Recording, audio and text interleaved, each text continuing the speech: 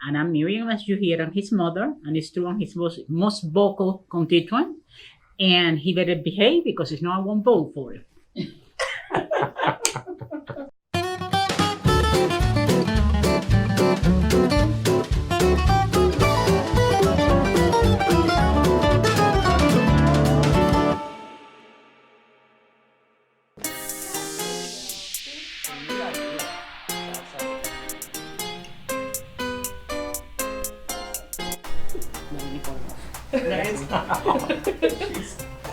Leave me alone. She'll call you back. Hey everyone, it's Kara Dixon with Candid with Kara, and now today we will be talking to Delegate Jason Mirayes. Good job, outstanding. And he is a delegate for the 82nd District and is rerunning right now. So, Correct. Jason, can you just tell me why you're rerunning and what kind of drives you to run? Well, I when I ran, I made a couple of promises. One, I wanted to make sure we brought civility to our public discourse. That's really important to me. Civility is not weakness. Two, I believe in watching every dollar of taxpayer money. So every year I've been in Richmond, we balance our state budget and not raise taxes, which I think is really, really important. My own kids are in Virginia Beach Public Schools. I'm a product of product schools, so I think investing in education is important. We just passed a 5% teacher pay raise, put an additional $45 million plus into our local school district. I'm a former Virginia Beach prosecutor, so keeping people safe is really, really important to me, and advancing policies that keep Virginia Beach families safe is important. So all of those reasons, I view this as my season of service, and it's been an honor to serve, and I hope to continue serving.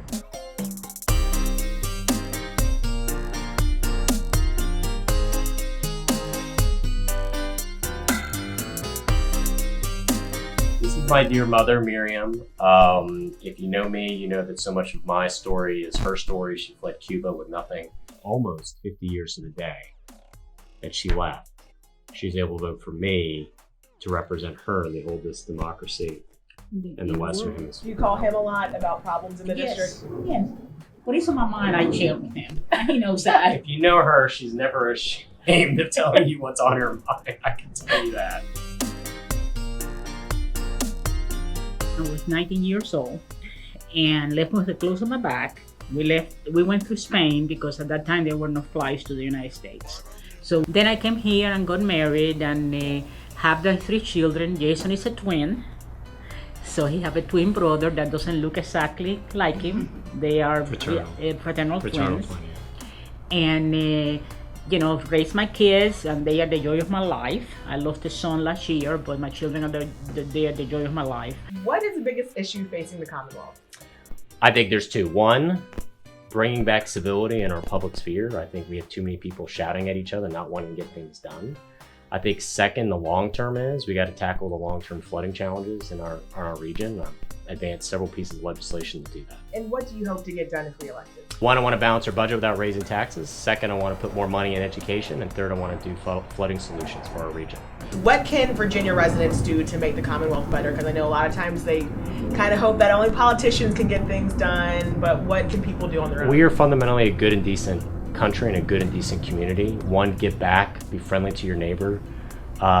You can disagree with people without being disagreeable. So I'd say bring stability in your own life and how you conduct and interact with others. Man. But we are an incredibly generous people. My mother is an example of that. Yes, it is.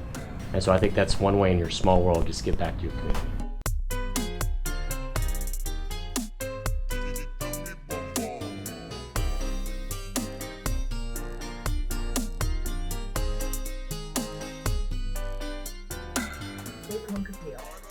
What do you think? What do you? It's a shrimp enchilada. That's Cuban shrimp enchilada, which is different from Mexican. Black beans, which I make some black beans, and plantains. But he only like the green plantains, not the soft plantains. Yeah, so that's his favorite meal. Yeah. And she's an amazing. Abuelita is an amazing cook. My granddaughter thinks so. Big fans. My granddaughter went to school and told everybody that her favorite meal is Abuelita's yummy roast. Yes. She's amazing. So we never miss an opportunity to have a meal with her, that's for sure.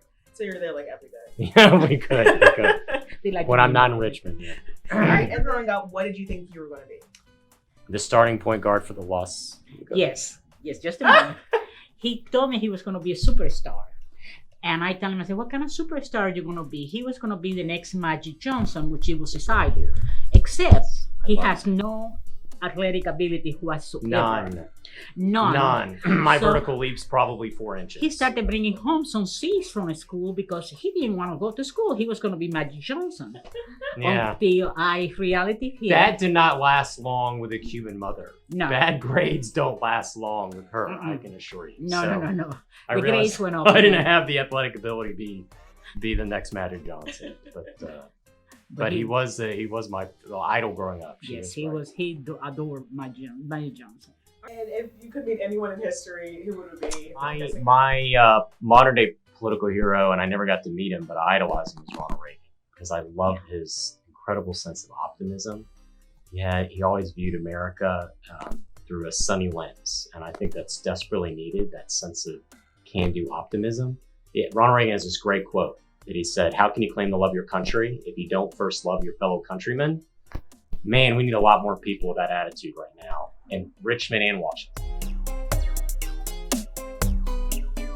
One of my earliest memories was seeing her become a U.S. citizen. I was 6 years old in a federal courthouse, and she took the oath of allegiance. I mean, I like to say that America is a nation of second chances. It is. And my mother is a living embodiment